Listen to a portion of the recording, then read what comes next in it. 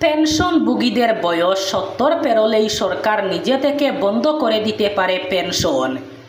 এমনই আশঙ্কাজনক শর্ত রাখা হয়েছে কেন্দ্রীয় সরকারের প্রস্তাবিত পেনশন আইন সংশোধনী বিল ২০২৫-এ। এই বিতর্কিত প্রস্তাব সহ সরকারের কর্মচারী স্বার্থ পরিপন্থী নীতির বিরোধিতায় আগামী ৯ জুলাই সারা দেশ জুড়ে পালিত হতে চলেছে একদিনের সাধারণ ধর্মঘট। কর্মজীবনের নিরাপত্তা এবং সম্মানজনক অবসর নিশ্চিত করতে সারা দেশ রাজ্য সরকারি কর্মচারী ফেডারেশন এবং বিভিন্ন ট্রেড ইউনিয়ন একত্রিত হয়ে এই ধর্মঘটের ডাক দিয়েছে। আন্দোলনে সামিল হবে ব্যাংক, এলআইসি, কেন্দ্রীয় কর্মচারী, শিক্ষক সহ দেশের ২০টি ট্রেড ইউনিয়ন, যার জেরে আগামী ৯ জুলাই সারা দেশে বন্ধ থাকতে পারে ব্যাংক পরিষেবা। চমকপ্রদভাবে ধর্মঘটে অংশ নিচ্ছে বিজেপি ঘনিষ্ঠ কৃষক সংগঠনও। শিলচরে সাংবাদিক সম্মেলনে এমনটাই জানিয়েছেন ফেডারেশনের জাতীয় সম্পাদক বিশ্বজিৎ পাল চৌধুরী। তিনি বলেন, নতুন পেনশন বিল শুধু ভয়ঙ্কর নয়, গণতান্ত্রিক কাঠামোতেও আঘাত। বিল পাশ হলে সরকার একচেটিয়াভাবে সিদ্ধান্ত নিতে পারবে কে পেনশন পাবে আর পাবেন না। এ ব্যাপারে সুপ্রিম কোর্টও হস্তক্ষেপ করতে পারবে না। তিনি জানান, ধর্মঘটের অন্যতম প্রধান দাবি হল পুরনো পেনশন প্রকল্প পুনর্বহাল করা। সংসদের বাদল অধিবেশনের মেয়াদ ১ সপ্তাহ বাড়িয়ে দিল কেন্দ্র। প্রাথমিকভাবে সাংসদ বিষয়ক মন্ত্রী কিরেন রিজিজু জানিয়েছিলেন, আগামী ২১ জুলাই বাদল অধিবেশন শুরু হবে, চলবে ১২ আগস্ট পর্যন্ত। তবে শেষ মুহূর্তে অধিবেশনের মেয়াদ ১ সপ্তাহ বাড়ানোর সিদ্ধান্ত নেওয়া হয়েছে।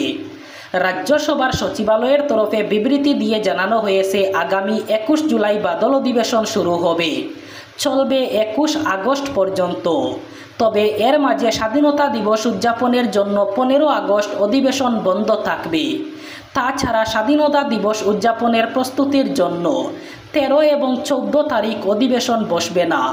সব মিলিয়ে মোট ২১টি অধিবেশন হবে সাংসদের ২ কক্ষেই, অর্থাৎ আগের থেকে ১ সপ্তাহ বেশি হচ্ছে অধিবেশনের মেয়াদ। অধিবেশন শুরুর আগে রীতি মেনে ১৯ জুলাই সর্বদল বৈঠকও ডাকছে মোদী সরকার। অপারেশন সিঁদুর অথবা পহেলগাঁও হামলা নিয়ে সংসদে বিশেষ কোনো অধিবেশন হচ্ছে না, সেটা আগেই স্পষ্ট করেছে মোদী সরকার। ধূমপায়ী এবং মদ্যপায়ীদের জন্য দুঃসংবাদ, খুব শীঘ্রই এক ধাক্কায় বাড়তে পারে সিগারেট, তামাকজাত পণ্য এবং মদের দাম। এমনকি দামি গাড়িও আরও দামি হতে পারে। আসলে জিএসটি কাঠামোয় বড়সড় রদবদল হতে পারে। সেটা হলেই বিপাকে পড়তে পারেন নেশাখোররা। আসলে জিএসটিতে কম্পেনসেশন শেষের মেয়াদ শেষ হতে চলেছে। এর বদলে হেলথ অ্যান্ড এনার্জি সেস আনার পরিকল্পনা কেন্দ্রের। একই সঙ্গে আনা হতে পারে clean energy cess. Health and energy cess মূলত বসানো হবে সিন গুডস, অর্থাৎ শরীরের জন্য ক্ষতিকর বলে যে পণ্যগুলিকে ধরা হয় সেই পণ্যগুলির উপর। সিন গুডস হিসাবে ধরা হয় মদ, সিগারেট, তামাকজাত পণ্য যেমন খৈনি, গুটকা এসবের উপর। এই পণ্যগুলি এমনি জিএসটির ২৮% স্ল্যাবে পড়ে। উপর অতিরিক্ত সেস বসলে এক ধাক্কায় দাম অনেকটা বাড়তে পারে।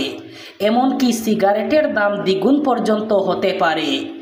এর বাইরে দাম বাড়তে পারে দামি গাড়িরও। কেন্দ্র দামি গাড়ির উপর ক্লিন এনার্জি সেস বসাতে পারে, সেটা মূলত পরিবেশ রক্ষার লক্ষ্যে। আসলে কেন্দ্র সরকার চাইছে পুনর্নবীকরণযোগ্য শক্তির গাড়ি ঘোড়ার সংখ্যা বাড়াতে, যাতে দূষণ নিয়ন্ত্রণ করা যায়। তাই পেট্রোলজাত গাড়িতে অতিরিক্ত সেস বসানো হতে পারে। একই সঙ্গে এই ২ সেস কার্যকর হয়ে গেলে তামাকজাত, মদ এবং বিলাসবহুল গাড়ির দাম একসঙ্গে বেড়ে যাবে।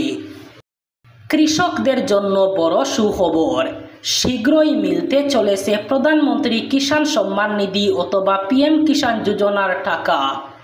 দেশের ৯.৮ কোটির বেশি কৃষকরা পেতে চলেছেন পিএম কিষাণ যোজনার ২০তম কিস্তির টাকা। ২০১৯ সালে চালু হওয়া এই স্কিমে এখনও পর্যন্ত ১৯টি কিস্তি দেওয়া হয়েছে। ১৯টি কিস্তিতে মোট ৩.৬৮ লাখ কোটি টাকা সরাসরি কৃষকদের ব্যাংক অ্যাকাউন্টে ট্রান্সফার করা হয়েছে। বর্তমানে ২০তম কিস্তির টাকার অপেক্ষায় রয়েছেন কৃষকরা। জানা গিয়েছে প্রধানমন্ত্রী নরেন্দ্র মোদী আগামী 18 জুলাই বিহার সফরে যাবেন। সেখান থেকে বিশেষ করে মতিহারি থেকে তিনি এই যোজনার 20তম কিস্তি জারি করতে পারেন। যদিও এই বিষয়ে এখনও অফিসিয়ালি কোনো বিজ্ঞপ্তি আসেনি। গত বছরের মতো এবারও এপ্রিল জুলাইয়ের কিস্তিতে কিছুটা দেরি হচ্ছে, তবে জুলাই মাসের 3য় সপ্তাহে এই যোজনার পরবর্তী কিস্তি জারির সম্ভাবনা রয়েছে। চলতি বছরেই বিধানসভা নির্বাচন বিহারে। তার আগে বিহারের রাজধানী পাটনায় ঘটে গেল এক ভয়ঙ্কর ঘটনা। এক বিজেপি নেতাকে গুলি করে খুন করা হলো। নিজের বাড়ির সামনে খুন করা হলো ওই ব্যক্তিকে। নিহত ব্যক্তির নাম গোপাল খেমকা। শুক্রবার রাতে কাজ সেরে বাড়ি ফিরছিলেন ওই বিজেপি নেতা। অভিযোগ, বাড়ির খুব কাছাকাছি আসতেই তাকে লক্ষ্য করে গুলি করা হয়। কত রাউন্ড গুলি চালানো হয়েছে তা স্পষ্ট নয়। গুলি করে আততায়ী সেখান থেকে পালিয়ে যায়। মাটিতে লুটিয়ে পড়েন গোপাল। পুলিশ জানিয়েছে ঘটনাস্থলেই মৃত্যু হয় তার। পরে তার দেহ উদ্ধার করে ময়নাতদন্তের জন্য পাঠানো হয়েছে। সিসিটিভি ফুটেজ দেখে আততায়ীর খোঁজ চলছে। কে বা কারা কী উদ্দেশ্যে এমন করলো, অথবা তার পিছনে কোনো রাজনৈতিক কারণ রয়েছে কিনা সে বিষয়টি এখনও স্পষ্ট নয়। ঘটনার তদন্ত করছে পুলিশ। নতুন ইউনিফাইড পেনশন স্কিমে জাতীয় পেনশন স্কিম অর্থাৎ এনপিএসের মতোই ট্যাক্স সুবিধা দেওয়ার সিদ্ধান্ত ঘোষণা করল কেন্দ্রীয় অর্থমন্ত্রক।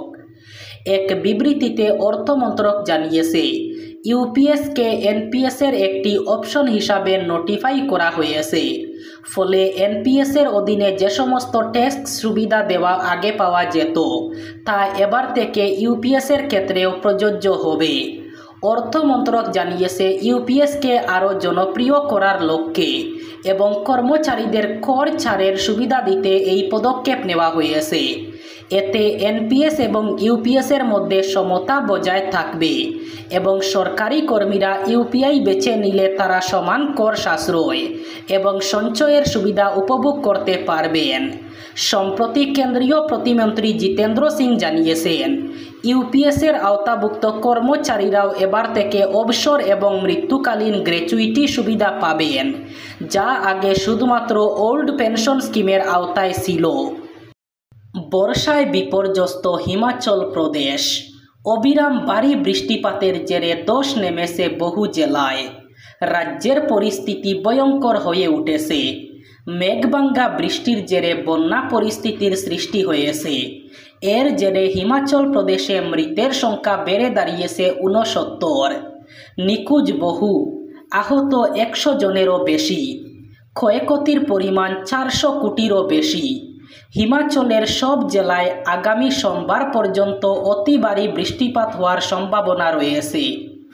আবহাওয়া দপ্তর সূত্রে খবর, 7 জুলাই পর্যন্ত ভারী বৃষ্টিপাত চলবে বেশ কিছু রাজ্যে, যেগুলি হলো হিমাচল প্রদেশ, উত্তরাখণ্ড, হরিয়ানা এবং রাজস্থানের পূর্বাংশ।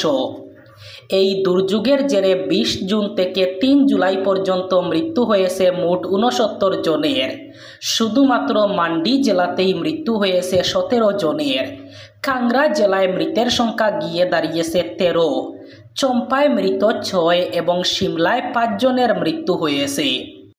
এবার বরাক উপত্যকার 3 জেলার আজকের আবহাওয়ার খবর। আজ অর্থাৎ 6 জুলাই রবিবার বরাক উপত্যকার 3 জেলায় তীব্র গরমের সম্ভাবনা। আজ শিলচর কাছাড়ে সর্বোচ্চ তাপমাত্রা থাকবে 34 ডিগ্রি সেলসিয়াস এবং সর্বনিম্ন তাপমাত্রা থাকবে 27 ডিগ্রি সেলসিয়াস। শ্রীভূমি করিমগঞ্জে আজ সর্বোচ্চ তাপমাত্রা থাকবে 34 ডিগ্রি সেলসিয়াস এবং সর্বনিম্ন তাপমাত্রা থাকবে 27 ডিগ্রি সেলসিয়াস। হাইলাকান্দি জেলায়ও আজ সর্বোচ্চ তাপমাত্রা থাকবে 34 ডিগ্রি সেলসিয়াস এবং সর্বনিম্ন তাপমাত্রা থাকবে 27 ডিগ্রি সেলসিয়াস। এই ছিল আজকের সকালের গুরুত্বপূর্ণ খবরগুলি। ভিডিওটি অবশ্যই লাইক করবেন এবং চ্যানেলটি সাবস্ক্রাইব করবেন।